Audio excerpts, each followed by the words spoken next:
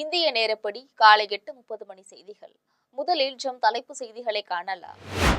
Brazil நாட்டுக்கு சென்றுள்ள இந்திய பிரதமர் நரேந்திர மோடிக்கு விமான நிலையத்தில் சிறப்பான வரவேற்பு. இந்திய வம்சாவளியினருடன் உரையாடி இசை நடன நிகழ்ச்சிகளை கண்டுகளித்த பிரதமர். திபெத்திய பௌத்த மத தலைவர் தலாய் லாமாவின் 90வது பிறந்த நாளில் அவருக்கு பிரதமர் மோடி வாழ்த்து. அமெரிக்க வெளியுறவு அமைச்சர் மார்கோ ரூபியோவும் தலாய் லாமாவுக்கு வாழ்த்து. இமாச்சலத்தின் தர்மசாலையில் திபெத்திய பௌத்த மத தலைவர் தலாய் லாமா பிறந்தநாள் கொண்டாட்டம். பார்வையாளர்களை பெரிதும் கவர்ந்த திபெத்திய கலைஞர்களின் நடன நிகழ்ச்சிகள். மராட்டியத்தில் போராட்ட சூறாவளியாக சுழன்றடித்துக் கொண்டிருக்கும் இந்திய எதிர்ப்பு போர். மக்கள் எழுச்சிக்கு அஞ்சி பாஜக அரசு பின்வாங்கியுள்ளதை சுட்டிக்காட்டிய தமிழக முதலமைச்சர் மு.க.ஸ்டாலின். இனி விரிவான செய்திகளை காணலாம். அர்ஜென்டினா பயணத்தை முடித்துக் கொண்டு பிரேசில் நாட்டுக்கு சென்றுள்ள இந்திய பிரதமர் நரேந்திர மோடிக்கு விமான நிலையத்தில் சிறப்பான வரவேற்பு அளிக்கப்பட்டது. தென் அமெரிக்க நாடான அர்ஜென்டினா பயணத்தை முடித்துக் கொண்ட பிரதமர் நரேந்திர மோடி அங்கிருந்து தனது தனி விமானத்தில் பிரேசில் நாட்டுக்கு சென்றடைங்கினார். ரியோ டி ஜெனிரோ விமான நிலையத்தில் பிரேசில் நாட்டின் அதிகாரிகளுடன் படை வீரர்களும் அவரை வரவேற்றனர். பிரேசில் அதிபர் Luiz Inacio Lula da Silva அழைப்பை ஏற்று அந்நாட்டுக்கு சென்றுள்ள பிரதமர் மோடி ரியோ டி ஜெனிரோ நகரில் நடைபெறும் 17வது பிரிக்ஸ் உச்சி மாநாட்டிலும் பங்கேற்கிறார். நரேந்திர மோடி ஆட்சிக்கு வந்த பின்னர் 11 ஆண்டுகளில் அவர் பிரேசில் நாட்டில் மேற்கொள்ளும் 4வது பயணம் இதுவாகும். பிரிக்ஸ் மாநாட்டினிடையே அவர் உறுப்பு நாடுகளின் தலைவர்களை சந்தித்து பேச உள்ளார். அதேபோல் பிரேசில் அதிபர் லூயிஸ் இனாசியோவுடன் இரு நாட்டு உறவுகளை வலுப்படுத்துவது குறித்து பேச்சு நடத்த உள்ளார். வணிகம், பாதுகாப்பு, எரியாற்றல், விண்வெளி, தொழில்நுட்பம், வேளாண்மை, நலவாழ்வு ஆகிய துறைகளில் இரு நாடுகளுக்கிடையே ஒத்துழைப்பை வலுப்படுத்த பேச்சு நடைபெறவுள்ளதாக கூறப்படும்.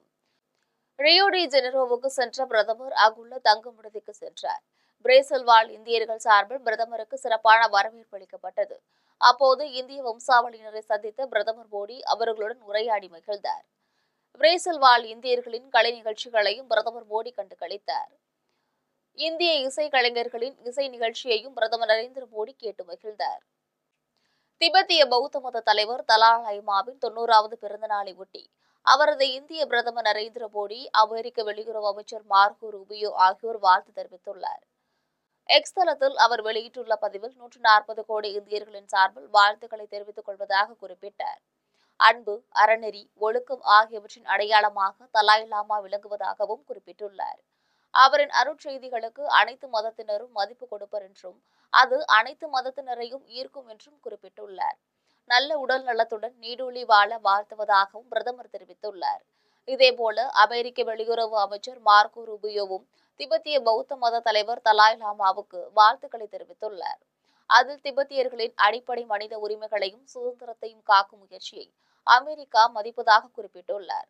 மொழி, பண்பாடு, சமய பாரம்பரியம் ஆகியவற்றை காக்கும் அவர்களின் முயற்சிக்கு அமெரிக்கா என்றும் உறுதுணையாக இருக்கும் என்றும் குறிப்பிட்டுள்ளார். இமாச்சலத்தின் தர்மசாலையில் திபெத்திய பௌத்த மத தலைவர் தலாய் லாமாவின் பிறந்த நாளை ஒட்டி நடைபெறும் கலை நிகழ்ச்சிகள் பார்வையாளர்களை பெரிதும் கவர்ந்தன. திபெத்தை சீனா ஆக்கிரமித்த பின்னர் அந்நாட்டு பௌத்த மத தலைவர் தலாய் லாமா இந்தியாவின் இமாச்சல பிரதேசத்தில் தர்மசாலை என்னும் இடத்தில் அடைக்கலம் புகுந்துள்ளார். இன்று அவரது 90வது பிறந்த நாளை ஒட்டி தர்மசாலையில் கொண்டாட்டங்கள் களை கட்டியுள்ளன. திபெத்திய நடன கலைஞர்களின் சாகசங்களை இந்த கொண்டாட்டத்தில் பங்கேற்க ஹாலிவுட் நடிகர் ரிச்சர்ட் கெரி உள்ளிட்டோர் கண்டு வியந்தனர். இந்தி திணிப்பை முறியடிக்க தமிழ்நாட்டு மக்கள் நடத்தி வருகின்ற மொழி உரிமை போர் இப்போது மராட்டியத்தில் போராட்ட சூறாவளியாக சுழன்றடித்துக் கொண்டிருப்பதாக முதலமைச்சர் மு.க.ஸ்டாலின் தெரிவித்துள்ளார். அவர் வெளியிட்டுள்ள அறிக்கையில் தமிழ்நாட்டு பள்ளிகளில் 3வது மொழியாக இந்தியை கற்பித்தால்தான் நிதியை ஒதுக்குவோம் என்று சட்டத்திற்கு புறம்பாகவும் அராஜகமாகவும் பாஜக நடந்து கொள்வதை குறிப்பிட்டுள்ளார். அதே நேரத்தில் பாஜக ஆட்சி செய்யும் மகாராஷ்டிரத்தில் மக்கள் எழுச்சிக்கு அஞ்சி இந்தி திணிப்பு முயற்சியிலிருந்து 2ஆம் முறையாக பின்வாங்கியுள்ளதாக குறிப்பிட்டுள்ளார். உத்தரப்பிரதேசத்திலும் பீகாரிலும் ராஜஸ்தானிலும் கற்பிக்கப்படும் 3ஆம் மொழி என்ன என்றும் இந்தி பேசும் மாநிலங்கள் பின்தங்கியிருக்கின்றன. இந்தி பேசாத முன்னேறிய மாநிலங்களின் மக்கள் மீது ஏன் இந்தியை திணிக்கிறீர்கள் என்றும் ராஜ் தாக்கரே வினவியுள்ளதை ஸ்டாலின் சுட்டிக்காட்டியுள்ளார். விம்பிள்டன் டென்னிஸ் போட்டியின் 4ஆம் சுற்றுக்கு செர்பியாவின் நோவக் ஜோகோவிச் முன்னேறியுள்ளார். லண்டனில் நடைபெறும் விம்பிள்டன் டென்னிஸ் போட்டியில் ஆடவர் ஒற்றையர் பிரிவில் 3ஆம் சுற்று ஆட்டத்தில் செர்பியாவின் நோவக் ஜோகோவிச் சொந்த நாட்டவரான மியோமிர் கெக்மனோவிக்கை எதிர்கொண்டார். இந்த ஆட்டத்தில் 6-3, 6-0, 6-4 என்கின்ற கணக்கில் நோவக் ஜோகோவிச் வெற்றி பெற்று காலிறுதிக்கு முந்தைய சுற்றுக்கு முன்னேறியுள்ளார். அந்த சுற்றில் அவர் ஆஸ்திரேலியாவின் அலெக்ஸ் டி மினாரை எதிர்கொள்ள இருக்கிறார். இந்த வெற்றி மூலம் அவர் விம்பிள்டன் டென்னிஸ் போட்டியில் 100வது வெற்றியை பெற்றிருக்கிறார். இந்தியாவுக்கு எதிரான இரண்டாவது டென்னிஸ் போட்டியில் இங்கிலாந்து அணி வெற்றி பெற இரண்டாவது இன்னிங்ஸில் 608 ரன்கள் எடுக்க வேண்டியுள்ளது. இந்தியா இங்கிலாந்து அணிகளிடையே இரண்டாவது டெஸ்ட் போட்டி பர்மிங்காமில் நடைபெற்று வருகிறது. இந்த போட்டியில் முதல் இன்னிங்ஸில் இந்தியா 587 ரன்களும் இங்கிலாந்து 407 ரன்களும் குவித்தன. இரண்டாம் இன்னிங்ஸில் இந்திய அணி 427 ரன்கள் எடுத்தது. இதனால் இங்கிலாந்து அணி வெற்றி பெற இரண்டாவது இன்னிங்ஸில் 608 ரன்கள் எடுக்க வேண்டியுள்ளது. நான்காம் நாள் ஆட்ட நேர முடிவில் அந்த அணி 3 விக்கெட் இழப்பிற்கு 72 ரன்கள் எடுத்திருந்தது. இன்று ஒருநாள் ஆட்டம் மட்டும் எஞ்சியுள்ள நிலையில் அந்த அணி மேலும் 536 ரன்களை எடுக்க வேண்டியுள்ளது. திண்டுக்கல் மாவட்டம் கொடைக்கானல் மலைப்பகுதிகளில் தீப்பிடித்த நிலையில் அதை கட்டுப்படுத்த முடியாமல் வனத்துறையினரும் தீயணைப்பு துறையினரும் திணறி வருகின்றனர். கொடைக்கானலில் கடந்த சில நாட்களாக வெயில் சுட்டெரித்து வருகிறது. இந்நிலையில் அடுக்கம் செல்லும் வழியில் சாமக்காட்டு பள்ளம் அருகே உள்ள தனியார் நிலத்தில் திடீரென தீப்பற்றி எரிய தொடங்கியது. சாய்வான மலைப்பகுதி என்பதாலும் காற்றின் வேகம் அதிகரித்து காணப்படுவதாலும் தீ மளமளவென பரவியது. தனியார் தோட்டத்தின் அருகிலேயே காட்டு பகுதி இருப்பதால் பற்றி எரிந்து வரும் தீயானது அருகில் உள்ள காட்டுக்கு பரவும் சூழல் உள்ளது. இதுகுறித்து கொடைக்கானல் தீயணைப்பு துறையினருக்கு தகவல் அளிக்கப்பட்டது. உயரமான மலைப்பகுதி என்பதால் தீ எரிந்து வரும் பகுதிக்கு வீரர்கள் செல்ல முடியாத நிலை ஏற்பட்டுள்ளதால் தீயை அணைக்க முடியாமல் தீயணைப்பு வீரர்கள் திணறி வருகின்றனர். காட்டு தீயால் கொடைக்கானலில் புகை மண்டலம் சூழ்ந்துள்ளது. மயிலாடுதுறை ஒழுங்குமுறை விற்பனை கூடத்தில் நடைபெற்ற ஏலத்தில் 1,12,00,000 ரூபாய்க்கு பருத்தியை வணிகர்கள் கொள்முதல் செய்தனர். ஒரு குவிண்டால் பருத்தி 7,050 ரூபாய்க்கு விலை போனதால் விவசாயிகள் மகிழ்ச்சியடைந்துள்ளனர். மயிலாடுதுறையில் உள்ள ஒழுங்குமுறை விற்பனை கூடத்தில் தேசிய வேளாண் மின்னணு சந்தை திட்டத்தில் பருத்தி ஏலம் நடைபெற்றது. விவசாயிகள் 550 பேர் மொத்தம் 1,600 குவிண்டால் பருத்தியை விற்பனைக்கு கொண்டு வந்து வைத்தனர். தேனி, கோவை, பெரம்பலூர், விழுப்புரம், திருப்பூர் மாவட்டங்களிலிருந்தும் குஜராத், ஆந்திர மாநிலங்களிலிருந்தும் வந்த வணிகர்களும் பஞ்சாலையினரும் இந்த பருத்தியை ஏலத்தில் கொள்முதல் செய்தனர். பருத்தி குவிண்டால் ஒன்றுக்கு சராசரியாக 7,050 ரூபாய்க்கு விலை போனது. மொத்தம் 1,12,00,000 ரூபாய்க்கு பருத்தி விற்பனையானது. கடலூர் மாவட்டம் மங்களூர் அருகே தெருக்களில் தேங்கி நிற்கும் கழிவு நீரால் நோய் தொற்றும் அபாயம் உள்ள நிலையில் நாட்டு நட்டு பொதுமக்கள் போராட்டம் நடத்தியுள்ளனர். மங்களூர் அருகே ஏந்தலில் கடந்த சில மாதங்களுக்கு முன்பு கழிவுநீர் கால்வாய் கட்டப்பட்டது. இப்போது ஊராட்சி நிர்வாகமே கழிவுநீர் கால்வாயில் மண்ணை போட்டு மூடி உள்ளதால் கழிவுநீர் வெளியேற வழியின்றி தெருக்களில் தேங்கி நிற்கிறது. இதனால் தீய நாற்றம் வீசுவதோடு மட்டுமல்லாமல் கொசுக்கள் வளர்ந்து அப்பகுதி மக்களுக்கு பல்வேறு நோய்கள் ஏற்படுகின்றன. தெருக்களில் கழிவுநீர் தேங்காமல் இருக்க நடவடிக்கை எடுக்க வலியுறுத்தி தேங்கி நிற்கும் கழிவுநீரில் நாற்று நட்டு பொதுமக்கள் எதிர்ப்பை வெளிப்படுத்தினர்.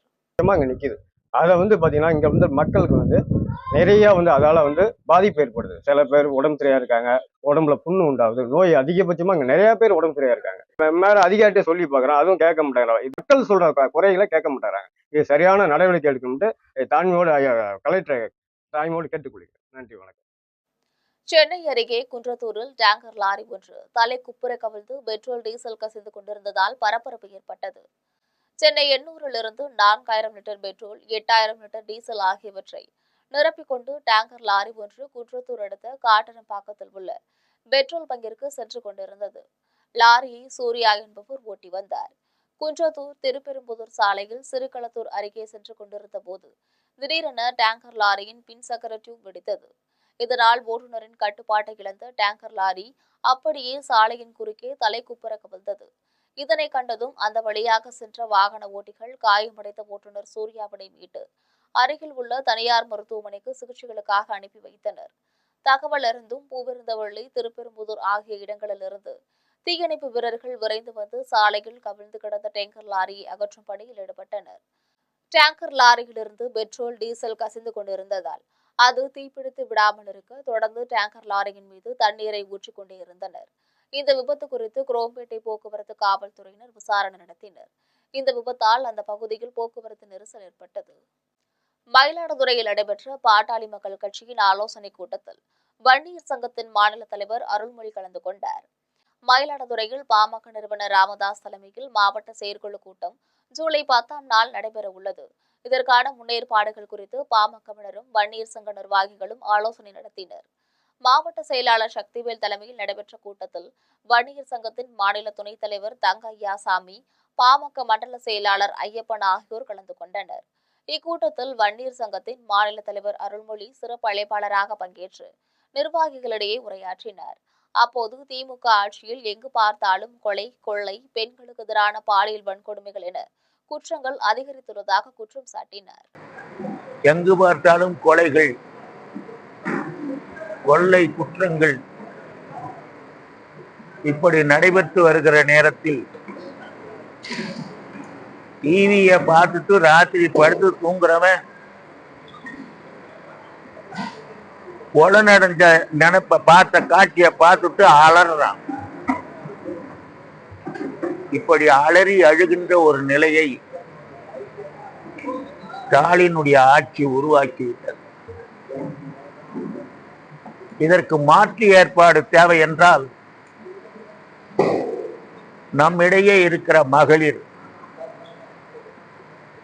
அரசியல் நிலையை புரிந்து அதற்கேற்ற நடவடிக்கைகளில் ஈடுபட வேண்டும். அதற்காகத்தான் வன்னிய மகளிரே ஒன்று சேர்ந்து வாருங்கள், உங்களுக்கு நல்ல வழி காட்டக்கூடிய அரசாங்கத்தை அமையுங்கள் என்று கேட்பதற்காகத்தான். தூத்துக்குடி வீட்டு மாடியில் பொருத்தப்பட்டிருந்த ஏசி வெடித்து தீப்பற்றியதில் விபத்துக்குள்ளானது. இதில் வீட்டில் இருந்த பொருட்கள் எரிந்து சேதமடைந்தன. தூத்துக்குடியை சேர்ந்த அரிசி வணிகர் பாரூக் வீட்டின் மாடியில் பொருத்தப்பட்டிருந்த ஏசி திடீரென வெடித்து தீ விபத்து ஏற்பட்டது. உடனடியாக அந்த அறையில் இருந்த பாருக்கும் அவர் குடும்பத்தினருக்கும் அங்கிருந்து வெளியேறி கீழ்த்தளத்திற்கு சென்றுவிட்டனர். உடனடியாக தீயணைப்பு துறையினருக்கு தெரிவித்தனர். தீ மளமளவென பரவியதில் அந்த அறையில் இருந்த பொருட்கள் அனைத்தும் எரிந்து சேதமடைந்தன. விரைந்து வந்த தீயணைப்பு துறையினர் சுமார் 2 மணி நேரத்திற்கும் மேலாக போராடி தீயை கட்டுப்படுத்தினர். மகாராஷ்டிர மாநிலம் நாசிக்கில் கோதாவரி ஆற்றில் கரை புரண்டு வெள்ளம் பாய்கிறது. மகாராஷ்டிரத்தின் மேற்கு தொடர்ச்சி மலைப்பகுதிகளில் தென்மேற்கு பருவமழை தீவிரமடைந்துள்ளது. கடந்த சில நாட்களாக கனமழை பெய்து வருவதால் கோதாவரி ஆற்றில் வெள்ளப்பெருக்கு ஏற்பட்டுள்ளது. இதனால் நாசிக்கில் கோதாவரி ஆற்றோரத்தில் உள்ள சிறு கோவில்கள் வெள்ளத்தில் மூழ்கியுள்ளன. அதனைத் தொடர்ந்து ஆற்றின் நீர்மட்டம் உயர்ந்து வருவதால் கரையோர பகுதி மக்கள் அங்கிருந்து வெளியேற்றப்பட்டு பாதுகாப்பான இடங்களில் தங்க வைக்கப்பட்டுள்ளனர். மீண்டும் தலைப்புச் செய்திகள். பிரேசில் நாட்டுக்கு சென்றுள்ள இந்திய பிரதமர் நரேந்திர மோடி விமானம் நிலையத்தில் சிறப்பான வரவேற்பு. இந்திய வம்சாவளியினருடன் உரையாடி இசை நடன நிகழ்ச்சிகளை கண்டுகளித்த பிரதமர். திபெத்திய பௌத்த மத தலைவர் தலாய் லாமாவின் 90வது பிறந்த நாளில் அவருக்கு பிரதமர் மோடி வாழ்த்து. அமெரிக்க வெளியுறவு அமைச்சர் மார்கோ ரூபியோவும் தலாய் லாமாவுக்கு வாழ்த்து. இமாச்சலத்தின் தர்மசாலையில் திபெத்திய பௌத்த மத தலைவர் தலாய் லாமா பிறந்தநாள் கொண்டாட்டம். பார்வையாளர்களை பெரிதும் கவர்ந்த திபெத்திய கலைஞர்களின் நடன நிகழ்ச்சிகள். மராட்டியத்தில் போராட்ட சூறாவளியாக சுழன்றடித்துக் கொண்டிருக்கும் இந்திய எதிர்ப்பு போர். மக்கள் எழுச்சிக்கு அஞ்சி பாஜக அரசு பின்வாங்கியுள்ளதை சுட்டிக்காட்டிய தமிழக முதலமைச்சர் மு.க.ஸ்டாலின். இத்துடன் செய்திகள் நிறைவடைகின்றன. மீண்டும் செய்திகள் மதியம் 1:30 மணிக்கு. உடனுக்குடன் செய்திகளை காண ஜெம் லைவ்.tv என்ற இணையதளத்தில் இணைந்திருங்கள். நன்றி, வணக்கம்.